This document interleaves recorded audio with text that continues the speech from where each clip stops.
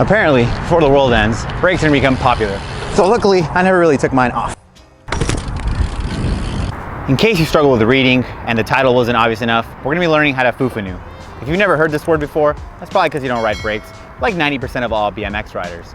But for that elite 10% that still do, my name is Alfredo Mancuso and I've been riding brakes for going on about 20 years now. So I've seen them go in and out and hopefully back into style.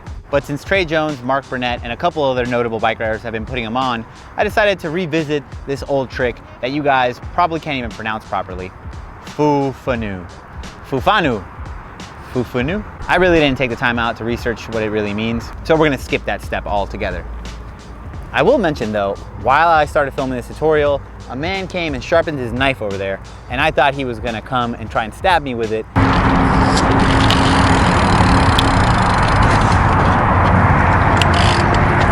So I never really want to give my back to him. So if you notice, when I do that fufanu, I'm turned a little more than I usually do, just because I wanted to have a good look over his shoulder to make sure he wasn't going to come and try and take my camera, my bike, or my car. Once this tutorial is over, I'm going to give you guys a little walkthrough of where I filmed it, which isn't the most ideal place ever. But back to the tutorial at hand. As is with most of my videos, I go pretty in depth, so they are a little longer than your traditional 3-minute, well, this is how you bar spin, you throw the bars, type of video. The prerequisites for this trick are that you have brakes, number one. Although there are some people that can't do them brakeless. They call them shoefanus, look that up. You don't really need to know how to 180 yet. All you really need to know is how to 90. Ideally, you want to first learn this trick on a curb. That's what I recommend. But if you are ballsy enough, you can learn it on the top of the bank first, then maybe on the edge of the bank. And if you have a bank with a little bit of curb, then that's the ideal setup. All you're really gonna be doing is a glorified tire tap. Instead of it being completely sideways like a traditional 90 tire tap, you're gonna be doing a 45-degree angle, so your tire will be on the edge. It is better if your brakes work really well, but if they don't, a little bit of tire pressure, elbow grease, and maybe a little confidence will help you do the trick. Again, the best way would be to work your way up the bank, as I've done here. Right up that bank, give it a little 90, stab the back tire, and then hop in. Then once you get yourself up the bank, the next step is to just really try it on the edge. Again, if you don't want to take it this step, I recommend learning it on the curb. I have a tutorial here where we do how to fufanu on street, which is essentially just doing it on a curb. There's no real bank or quarter pipe to come back in, so you have to hop more. This is actually pretty easy. When you're doing it on a bank or a quarter pipe, it is a little easier because you can kind of just drop off and you're gonna come into a transition.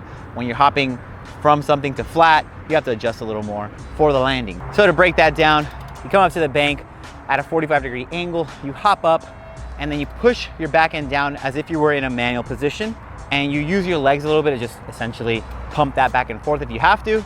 But if you're holding onto your brakes really tight, it'll hold. Once you're ready to hop back into the bank, all you really do is a baby bunny hop, and essentially you're just dropping the front end down into the transition. Once you feel pretty comfortable with the 90, so you're not gonna turn as much. You're gonna essentially, if the tire tap is a 90, you're gonna do a 45. So you're gonna cut across the bank still a little bit, but you don't wanna turn. Once you get in this position, where it's 45 degrees onto the bank, the bunny hop a little more than the 90, do a little kick out and then come back into the transition. Now this spot isn't the most ideal.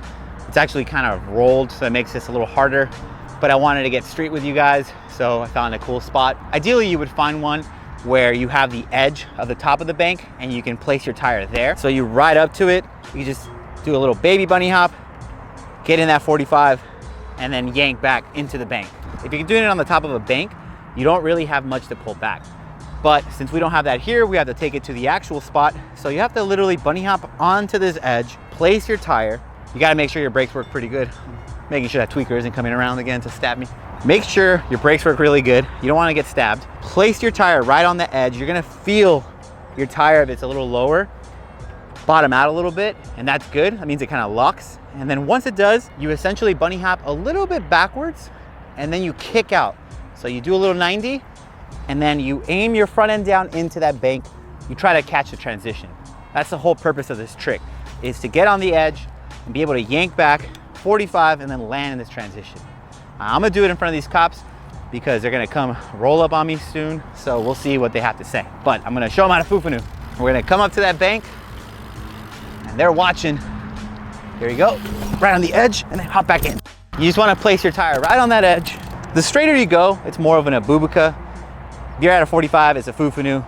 If you're at a 90, it's a tire tap. So we gotta get those points across. Once you're on the edge, again, you're gonna have to bunny hop backwards a little bit and then aim down into that transition. How's it going? So this is an abubuka just to demonstrate. Oh! All right, off camera, I like dodged a little piece of glass. My foot blew off the tire. Probably just heard my loud noise. So that was the abubuka. So that was straight tire tap, straight fake. Now I'll do a tire tap. Troubleshooting for this trick. Most people that have any problems with this trick, essentially it's just their brakes or their confidence, like anything in action sports. The thing is that a lot of these tricks are more mental than they are physical.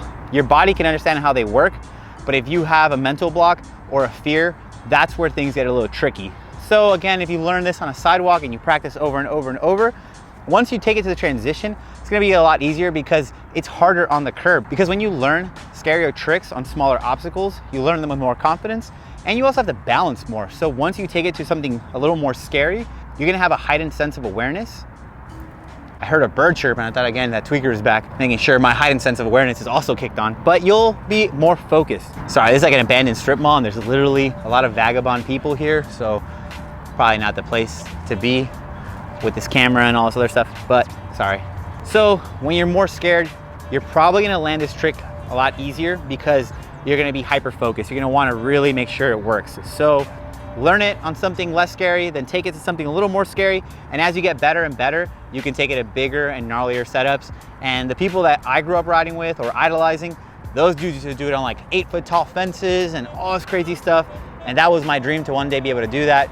Unfortunately, there's not a lot of skate parks with that kind of setup where I'm at. And when I do get to ride places like that, I don't get to ride them often, so it's a little scary and intimidating. But if I find a really good fufanu before the end of the year, you better believe I'm gonna put it on the Instagram. Anyhow, my name's Alfredo Mancuso. I hope you guys found this video informational and a little entertaining.